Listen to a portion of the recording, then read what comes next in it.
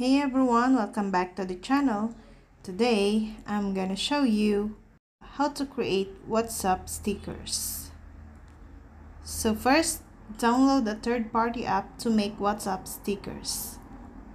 But I will choose on sticker.ly. Now, under the sticker.ly, click on the plus button.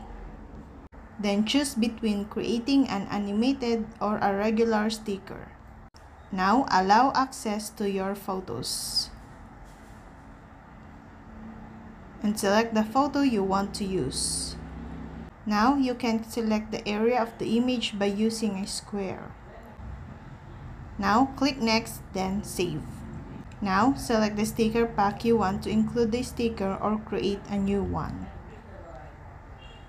And name the sticker pack.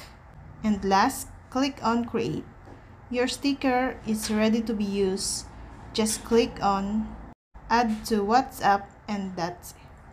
Your sticker is ready to be used. Just click on add to WhatsApp. And that's all. I hope this video helped you guys. For more videos, subscribe to our YouTube channel.